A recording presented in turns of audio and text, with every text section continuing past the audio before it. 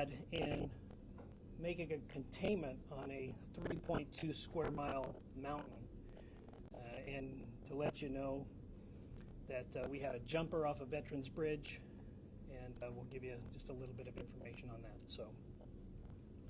So the suspect that has been identified by our Cooney County Coroner's Office, Coroner Duke Johnson there, has been identified as Wes Val Rowley, date of birth of May 1st, 2005.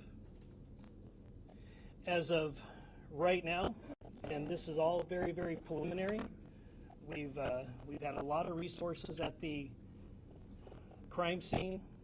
We've been working through the night, so many of these facts are subject to change. We believe that Rowley has prior residence in California, Arizona, and Idaho.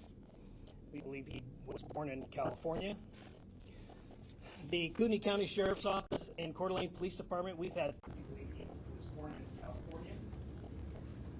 The Cooney County Sheriff's Office and Coeur d'Alene Police Department, we had 5 interactions with Rowley, and of those 5 interactions, we've had 3, Coeur d'Alene Police had 2. They're very, very minor in nature. They had to do with more trespassing. He was trespassing in a location. He was asked to leave and he cooperated.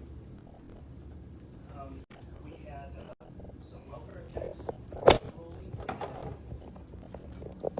Very, very minor. We don't show any criminal history. We do have some social media presence for for Rowley. I find it disgusting to call him a Mr., but we don't have any much to go on. Here's some of his social media postings that were recently removed from social media. I believe this one was Instagram.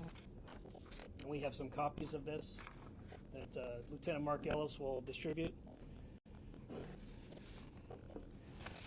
Where we're at with the crime scene. The crime scene is active. We still have the suspect's vehicle up down an embankment of the mountain. Deputies who responded on scene to protect life and engage the suspect thought it would be in their best interest to get rid of what they thought was Rowley's vehicle. So they had the frame of mind to push it over the side so he couldn't come around and get in that vehicle and flee. So we have not been able to find any manifesto. We have not been able to inventory the vehicle, although people that have seen the vehicle do believe it appeared as if he was living in the vehicle. There was a lot of debris that's in the vehicle, so that's all we have on that. Like I said again, we have not verified or found any manifesto. We have not done an inventory of that vehicle.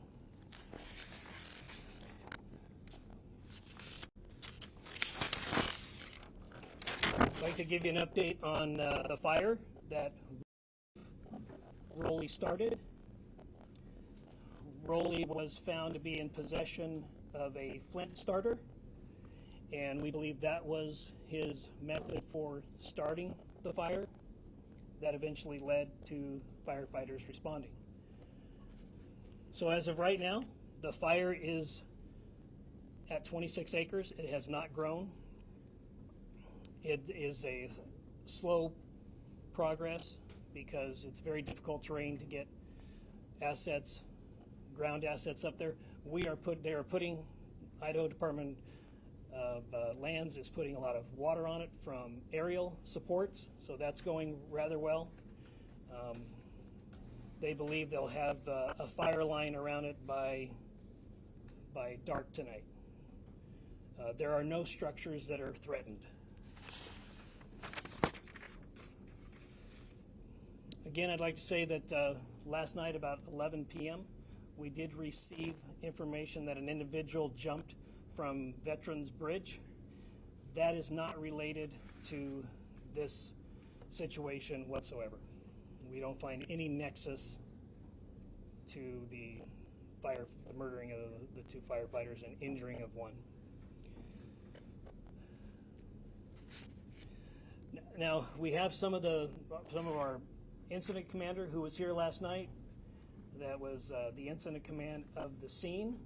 We have some of our SWAT operators that were here last night, and we had about 27 containment points on this mountain. And just to give you an idea, when you're setting up a containment in an urban setting, you might have 1, 2, 3, 4 blocks that you're setting up a containment on. But when you are setting up on a mountain, that just provides a lot more difficult dynamics than if it were a city block. So we, to the 27 containment points, we had 2, 3, 4 officers per containment point. And then we have a primary containment point where we believe the suspect is. And then we have a secondary containment point. And we absolutely utilized every resource that responded to the command post. And I do have the incident commander from last night if there's any questions.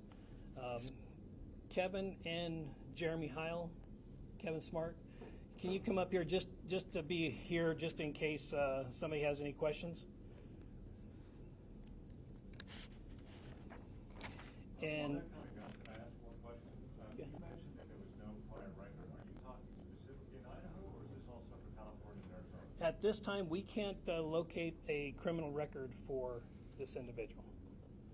We've had interactions with him, but we don't find a criminal record with him. Also, we don't find that there's any nexus to any Islamic Jihad, which is also being disseminated on social media. We don't find that there's a nexus to that either. Sheriff, are you taking questions? Yes, we're going to take questions. Alex with the spokesman review. So are we clear, did the suspect die by suicide or was he shot by police? Do we know that yet? It appears that he shot himself. Yes. Do you know if he was stockpiling weapons up there or why he was on the We're- mountain specifically? One gun, multiple guns? We have information that he at one time wanted to be a firefighter.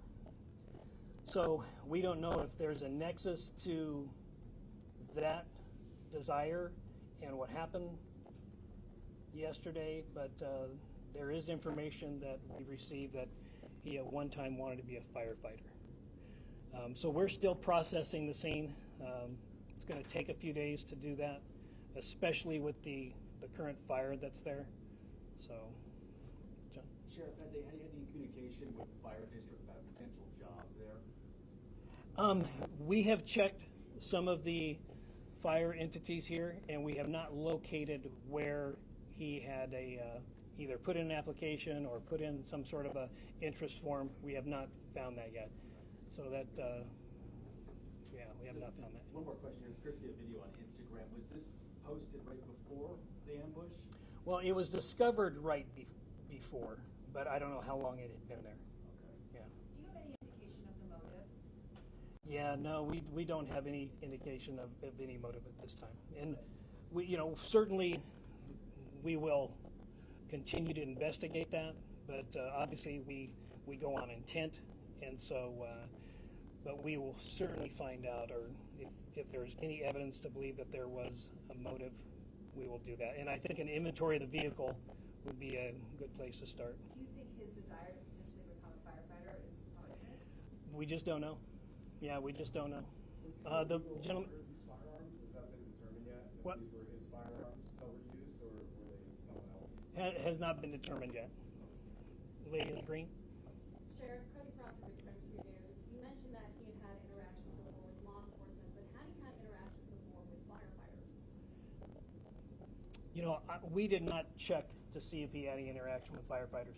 We do know that he did contact the firefighters when they came on scene, and there was a discussion. So, so we're still in the process of investigating investigating that part of it. So, gentleman in the blue in the back. Sheriff, Hunter from case Hawaii. Talk to me about, why you're sharing this instrument. Talk to us, what does it look like when you're looking at this and what it symbolizes to the department? Well, we're trying to collect any and all information, and those social media posts are what we call open source information. So this is all in an effort to find out intent, to find out if there was any other, if there was a motive or whatever the case may be. But And another question, we had some people that live in the area of the evacuation zone last night for this shelter in place. They say they didn't get a phone call, they didn't get a text. How does your system work? Was there a text that went out, or how did you let people know? yes, absolutely. Part of our Kootenai alerts system, we sent out a text, I believe, a 5-mile radius, and I encourage people who live or frequent the area to sign up for Kootenai alerts. So that's an opt-in service? well, yes, yep. The gentleman in the blue. Sure. The welfare checks that you guys initiated, Yep. were they given by a relative, a parent calling you to check on him, or are they concerned about his mental health? No, it was generally a reporting party who called and saw a vehicle that was either parked near their property or on their property. One was a restaurant where he appeared to be residing at. He was asked to leave and he complied. So none of them that we have at this time were called in from a relative. They were called in from a property owner or passerby. The gentleman there in the Sheriff, can you describe the weapon that you found next to? It appears right now we have a shotgun that was used, but we're still processing the scene. So obviously a shotgun is not a sniper weapon. Correct. Do you know what kind of weapon that was? Well, we're still processing the scene, but let me kind of set the scene for everybody. When you're in a rural area and you're heavily treed, heavily brushed, and when you're taking fire, then it just adds a whole different dynamic to the situation. So what was reported by people on scene, by peace officers on scene, that they believed they were taking sniper fire, yes. And that's where that is. Lady in the black.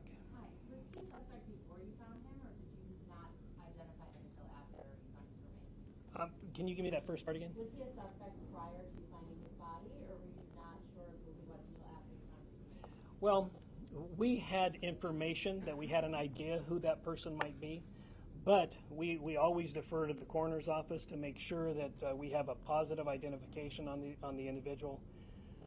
People borrow people's car, people use people's phones.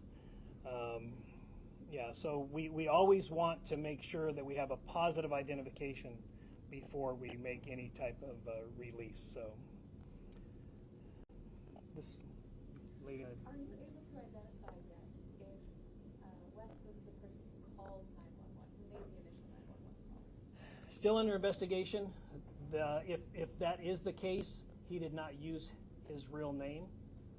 So, but it certainly will be part of the investigation. But we had an individual called, a male, and he did not use the suspect's name. So. And one more clarification, because I think I misunderstood. Did you say there was an interaction with first responders There was an interaction with the firefighters.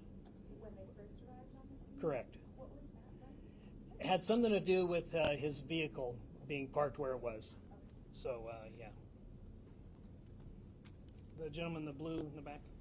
Sir, can you tell us what type of bullets then were used in the attack on the two or three firefighters? Because obviously you know they were shot there. Right. Well, we know that some rifled slugs were used, and a rifled slug is a pretty big projectile. Anybody know off the top of their head how many grains a rifled slug is? Both gauges 1 ounce. Yeah. So generally going to be a 1 ounce piece of metal. But we also have some fragmentation of something. So it's still early on. You know, we have some smaller projectiles, and we don't know if that was a fragmentation of one of the rifled slugs or another weapon. Like I said, we are still processing that scene. The firefighters are putting water on it, so we're still processing that. Yes, sir. Sheriff, can you tell us how sophisticated you think this ambush was? Or do you think this was an interaction that went badly? And one more thing, we were just right outside the scene, and we saw a firefighting vehicle come down with 3 completely flat tires. Were spikes used? Was that part of the ambush? No, part of once the rounds started to exchange back and forth, and when deputies got on scene, part of the theory was we don't want him to be able to circle back around and get into either one of the fire trucks or his own vehicle. So deputies disabled the trucks, and they pushed over the suspect vehicle off the side of the mountain. I mean, that just gives you a sense of how chaotic the moment must have Oh, been. yeah, They're yeah. disabling, crippling their own vehicles, so the suspect that's unseen and elusive wouldn't be able to circle back and use it. Right, and we just don't, you know, we just don't know in many cases, even if it's in an urban setting in a retail shopping center, how many suspects there are, because we're going to get different information, and we have to be able to evaluate that information to see what's credible, what's not credible. We always want to err on the side of caution, but initial reports were there were more than one suspect. Right here in the. I just want to make sure I'm completely clear on this. So at the moment, as things stand, as far as the weapons go, you were confident that he used the shotgun. It's possible that he used another weapon. You're not absolutely sure, and you don't know what that other weapon would be. Is that right? Yeah, we're still processing the scene, so we know that there was a shotgun used. Absolutely, 100%. We know that for sure. So. Sir, I'm sorry if this is already asked. Is that like survivalist training or any type of like? We cannot find any evidence that he has had any type of survivalist training. Now, he did grow up in from what we understand, he did grow up in a arborist family, and that they climb trees. And we did have reports that he was shooting at first responders via a tree. So he does have experience climbing trees. I also just wanted to clarify, you had said in the previous press conference, you were talking about misinformation. This is kind of going off the beaten path, but can you elaborate a bit on what that misinformation was? And I guess it felt like you had said families were finding out via Facebook, and I wanted to clarify that. Yeah, so what happened, firefighting and EMS channels here in Kootenai County are not, what's the word I'm looking for? Encrypted. They're not encrypted. Law enforcement channels are encrypted. So pretty quickly there was audio of the help call that came out and was broadcasted on social media. And that is just really, really hard on the families. Had they heard that, and I don't know if they did or didn't, but had they heard that, they would be able to identify their voice of their loved one and just make a chaotic situation more chaotic. So that's one of the. I just want to be clear, none of the families were notified through social media. They were. I don't know. I Okay. wasn't involved in that part of it. Yeah, I do not know. Lady in the black there. Sure. In terms of just the timeline, I know that you provided us with one already, but where does that interaction, that first interaction with firefighters fit there? They have that interaction. How soon after that is there gunfire? There was an interaction, so they arrived on scene. The initial call was about approximately 1:20. They arrived on scene. I'm going to guesstimate, but I would say probably about 13:50 or about 10 minutes until 2 o'clock. Somebody. One question I have is you mentioned when you were doing welfare research checks, what were those interactions like? Was the suspect just acting normal? Was there anything off about him at all during any of those interactions? Was there anything that stuck out for those? Yeah, you know, he cooperated on each one. He was told that, hey, the owner is asking you to leave. He left. There's certain criteria that we have to meet to be able to engage in somebody's well-being, and he did not meet those requirements at the time. So, yeah. Jeremy? A visitor's body, is it a condition where we can determine if there's some drugs or medication in the system? That'll be part of the autopsy, yes. Do you know why he was, how long he was here in Idaho, and also just, I know this is like a popular recreation area, so how many people, just members of the public, may have been up there doing all this hiking and just enjoying the day? Well, it is a popular trail. As far as how many people actually, Lieutenant Klinkafus, do you have any idea of how many people might use it's like 25 miles of trail up there. Yes, sir. On a Sunday afternoon, there could be a couple hundred citizens up there. Folks who use dirt bikes up there, they hike, mountain bike, e-bikes, very popular. I don't know exactly how many were there at that moment. There could have been several hundred on the mountain at that time. Will they rescue, like, will law enforcement jumping, helping rescue and get them out?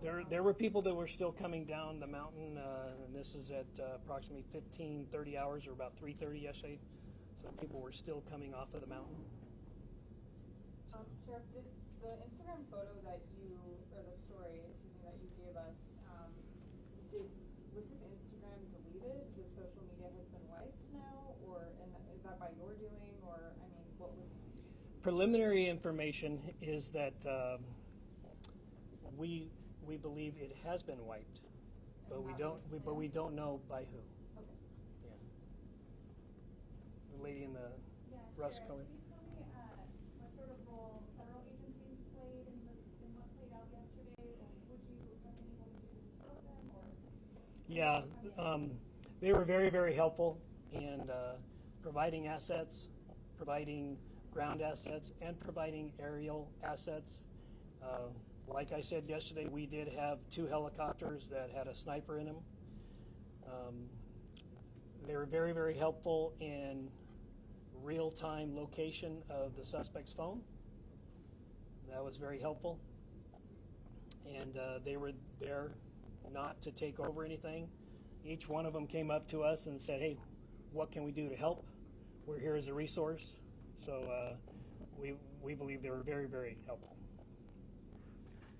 Could you describe those social media posts that are now no longer online? Of course, we've got this Instagram story, but we can't see those posts now. Right, yeah. Like I said, it's either they've been removed or the account has been deleted. So we don't know. We know that one time it was there, but now we know it's gone. So I don't know what previous posts were there. Sheriff, has the suspect's family been contacted, and if so, are they cooperating with the investigation at all? The suspect's family knows of the situation, and they're still processing the situation also. Yeah. Sheriff, is this the camo outfit that you guys found him in? No, this is a previous post. And then has the ATF been able to help you guys pinpoint like when he had that shotgun? Have you guys been able to trace back where he bought that shotgun? We haven't got there yet, yeah. Like I said, it's still pretty hot up there, but we'll get all that information. We just don't have that as of right now. Are you more convinced today? To have snipers in the air when you've got people who are recreating up there kind of off the mountain, how do you deal with that? Well, it does provide a challenge in the rural area like that, but obviously we would not. We want them to identify the target first before they took any action. But it was an active shooter situation, and we have radio traffic where there was an exchange of gunfire between suspect and deputies. So we want to make sure that we have target identification before we use any type of lethal force. So. Are you more convinced that he acted alone today than you were yesterday? And can you describe, we've heard that the fire was closing in to the scene and light. Can you describe? Yeah, yep. They said that the fire approached within 50 feet, and at that time it was a determination was made that we should probably remove the body and take what we can, and then remove from the area. So that was the decision that was made at the time. So you're going through a crime scene right now that has been burned over by fire? Yeah, it's not the perfect situation, but sometimes you have to make the best choice, and that was the best choice at that time. All right, anybody? So the clarifying question, was he in the tree when you talked to the firefighters who asked him to leave the car? Could you sort of walk us through trying to make that up? We don't believe he was in the tree at the time, but we believe that he engaged deputies from the tree. And you mean gunfire? Correct, yeah.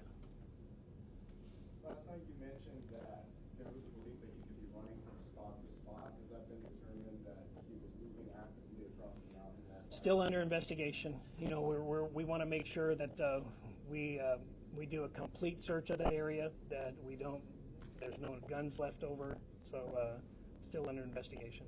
And then, is there anything you want the public to really understand about this, or do you want them to not do, or any kind of notice? Well, we're still processing the whole situation, but until the Coeur d'Alene Fire Department and the Kootenai County Fire Search and Rescue, until they put out a press release on where to give, I would encourage people to wait for that. There is one particular entity called they just changed their name, but it's called Kootenai County Red and Blue Line. I know them for a fact. I know that the board of directors do not take any money from them whatsoever, but I can anticipate we'll probably have people that are going to take advantage of this situation and try to scam people out of money for it. So I would encourage people to wait until there's an official press release from both of those entities on where to give. Sheriff, really early in the wildfire investigation, but is there indication that he lit them in multiple areas, multiple spots on the mountain, or does it seem to have stepped in one spot? Yeah, right now we're still trying to contain it. It's not contained at this time, so until we can get it contained and get some investigators up there, then we just don't know at this time. Sheriff, there are 300 people that report 300 law enforcement involved. Yep. Is this a war zone up there? How many shots were fired? Well, we don't know exactly how many shots were fired at this time, but at the beginning of this event, we knew that it was tragic, and we knew that there were reports that there were multiple shooters. Whether that turns out to be or not, in an operation like this, you always want to plan and prepare for the largest event, and then it's easy to scale down. But if you don't prepare for the larger event and you need more resources, it's not a good situation. So the train of thought is always prepare for a larger event. But in this particular case, an active shooter in a rural area, that just provides a lot of different challenges. And I know that Captain Heil, part of the strategy was that we're going to protect that west side of that mountain because that's where the homes are, and we're going to have probably triple as many personnel on that side. And if he wants to go east, or if he wants to go in the fire, let him. But there's a lot of different dynamics that you have to consider in a rural containment and a rural active shooter. Jeremy, do you have any questions, or do you have anything you'd like to add on how the challenges of what happened? Unless there's any specific questions. Okay. Sheriff, we often hear about cell phone data being used after crimes to determine the identity of people. Were you guys actively, for lack of a better word, pinging him as the crime was unfolding? Yes. I hate to go back reference a bit, but I did see deputies hugging each other and patting each other on the back when I was out there. I'm just kind of wondering what the mindset of your office is right now, and I guess how first responders do it. They're in shock. Yeah, absolutely. It's a shock, and they're still processing it. Yeah, yep, they're in shock. Well, right now we're going to support them in anything that they need. Obviously getting the families together and to determine how they want to memorialize their loved one, and we will be there to support that. And a follow-up to my pinging question, sir? Sure. Do you have emergency agreements with cell providers for that kind of capability? Yes. Yeah. And what do you do when after you just make a call and say we're going to do this and off we go? There are certain conditions and requirements that need to be met, but this was certainly one of those cases. Yeah. How effective were the drone units during this whole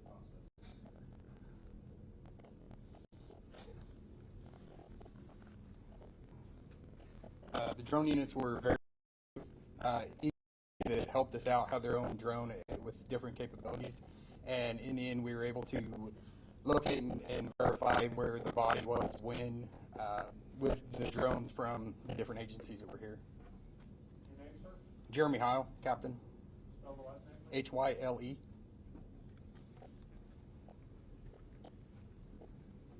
All right. We'll take two more questions. Sheriff, I may have missed it earlier, but what exactly was his connection to Myrtle Lane? We just don't know. We don't know. We know that he was a transient here. We knew that he lived here for the better part of 2024. But as far as when he got here, why he was here, why he chose this place, I don't know. He has relatives in the Priest River area, but I don't know why he chose that. We don't find any nexus to anything else. Maybe we'll find more once we do an inventory of the vehicle, but as of right now, we don't know. And then one more question. Are you able to confirm whether or not the firefighters who were shot were the ones who spoke with him, or are you able to? Yes. Yeah. Yes.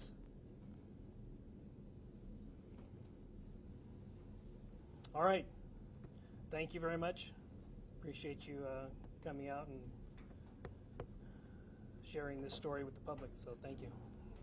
Sure.